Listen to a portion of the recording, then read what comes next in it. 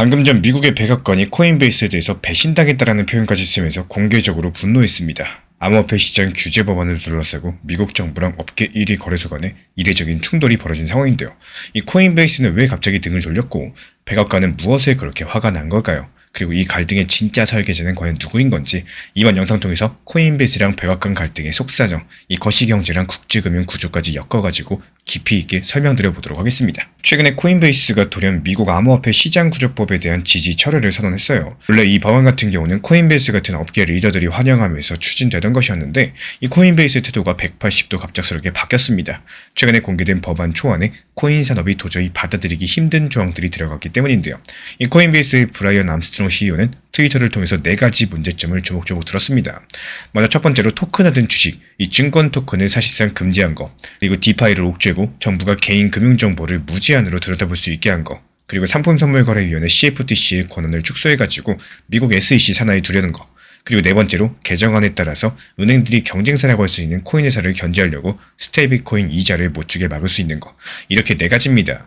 한마디로 은행을 포함해가지고 전통 금융권 입맛대로 수정된 법안이라서 이대로는 지지를 못하겠다는 겁니다. 그리고 코인베이스의 이런 결정을 두고 백악관은 즉각적으로 강력 반발했습니다. 이 백악관 측에서는요, 사전 상의도 없이 법안 지지를 철회한 것은 우리에 대한 러그풀, 이 배신행위다라고 격한 표현을 썼습니다. 원래 이 법안이 트럼프 행정부가 밀어주고 또 의회 공화당 주도로 만들어 왔었던 건데 코인 업계 최대 플레이어인 코인베이스가 막판에 발을 빼버리다 보니까요, 등 뒤에서 칼을 맞은 기분이라는 거예요. 이 백악관은 심지어 코인베이스가 돌아오지 않으면은 우리도 법안 지지 철회까지도 검토한다, 이렇게 압박을 했고요.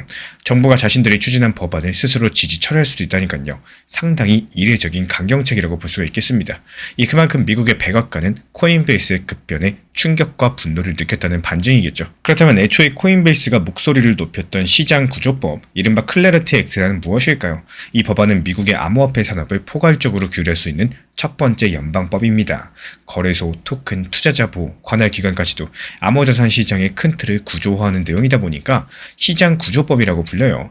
여기서 핵심 골자는 그동안 모호했었던 SEC랑 CFTC의 역할 분담을 명시를 하고 이 토큰을 증권형과 비증권형으로 분류해서 규제받는 대상을 정리하는 겁니다. 쉽게 말씀드려서 어떤 코인은 증권, 또 어떤 코인은 상품, 이렇게 딱 나누자라는 거죠. 실제로 암호화폐 업계는 수년 동안 이 규제 명확성을 기다려왔었는데 그동안 SEC가 리플 XRP 포함해서 여러 가지 코인을 두고 증권이다 아니다 소송전을 벌이는 바람에 시장이 상당히 혼란스러웠었죠. 근데 이런 법이 생기면은 더 이상 케이스 바이 케이스 싸움을 하지 않아도 될 겁니다. 그래서 코인베이스를 비롯한 업계 기업들도 원래는 이 법안에 찬성하고 협력해 왔었는데요.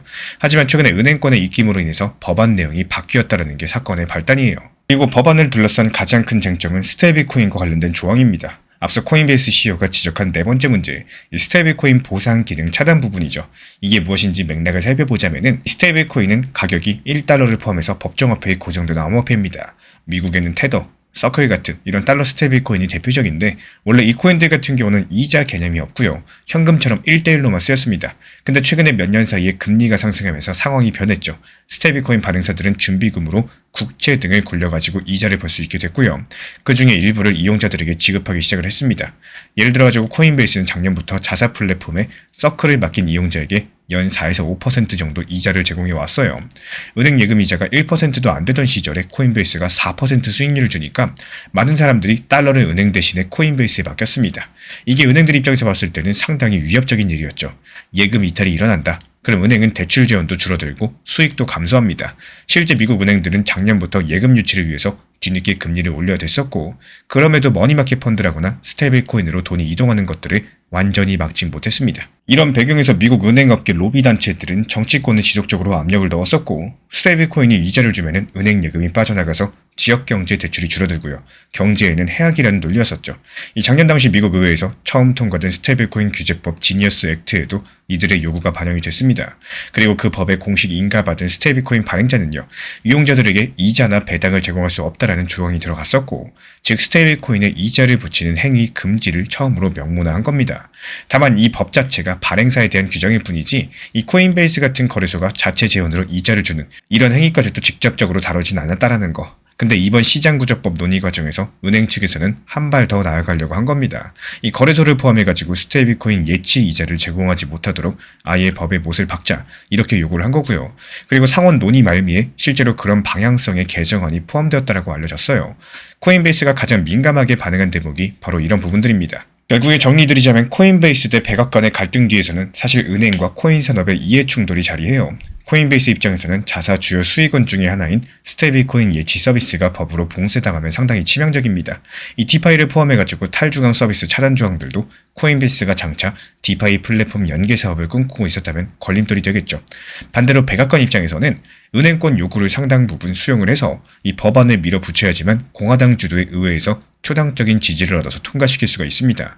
어떻게 봤을 때 정부랑 의회는요, 은행 편을 들어서 암호화폐 업계를 다독이는 이런 절충안을 만들었었는데 코인베이스가 여기에 대해서 일방적으로 걷어찬 모양새가 됐다라는 거. 이 백악관이 이거는 결국에 트럼프 대통령의 법안이지 브라이언 암스트롱 코인베이스 CEO의 법안이 아니다라고 꼬집은 대목이 의미심장합니다.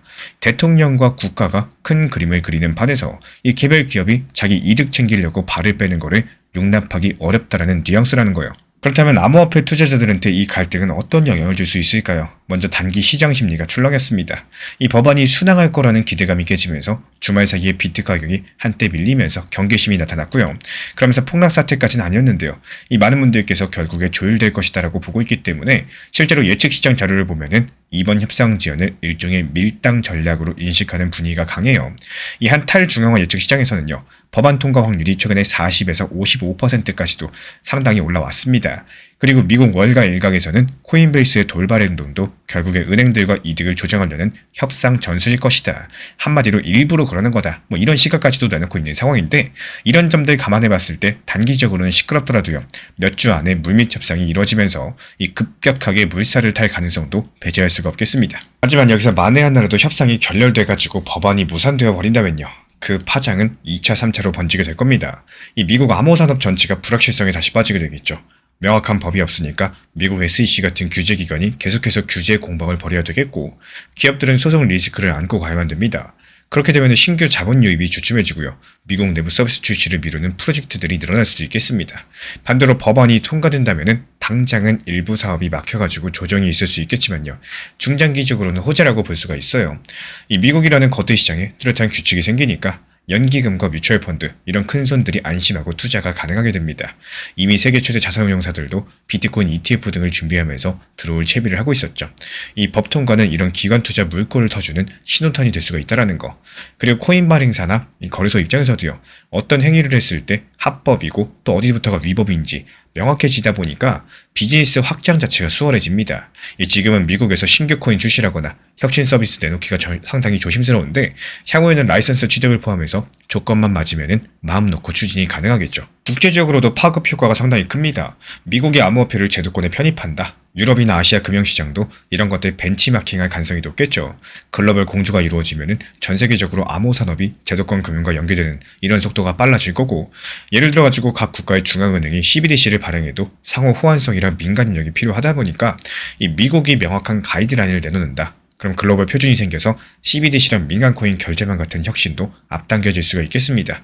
그리고 미국이 계속 헤매게 된다면요. 이 글로벌 판도에서 주도권을 잃어버리고 유럽이나 아시아 이런 규제 표준을 이끌게 될 거예요.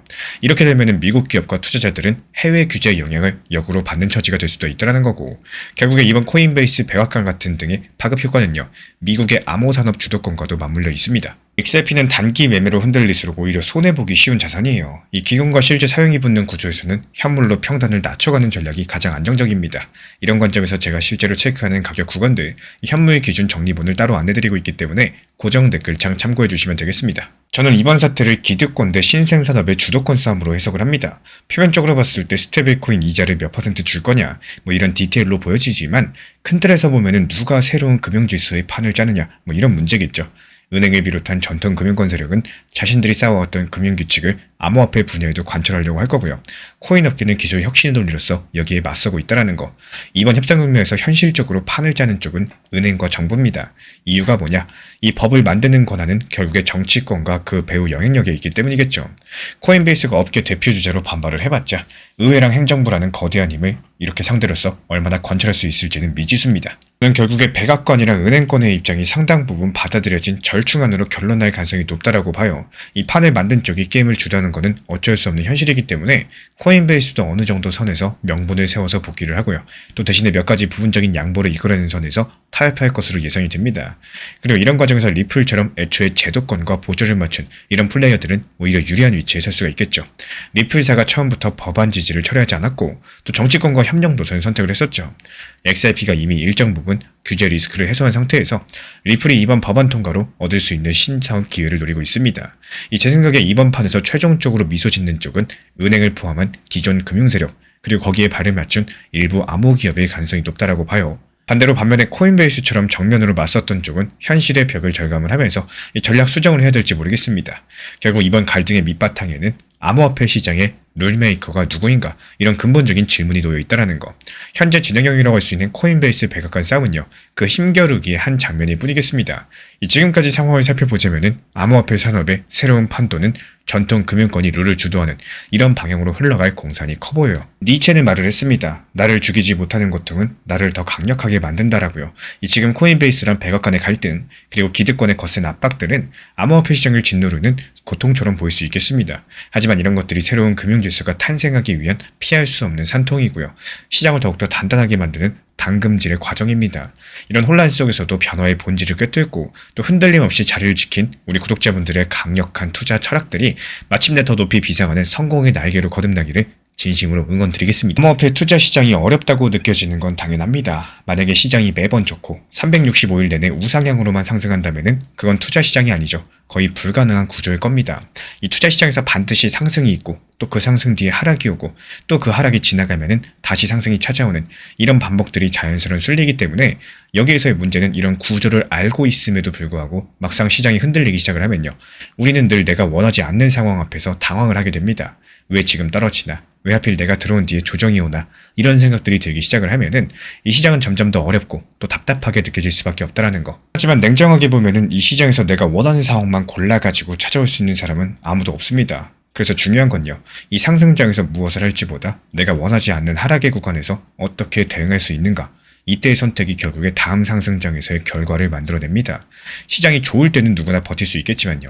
시장이 안 좋을 때 내 감정을 얼마나 잘 다스리고 그리고 무리하지 않으면서도 할 수 있는 대응을 고민하는 사람만이 이 시장을 지나갈 수가 있다는 거.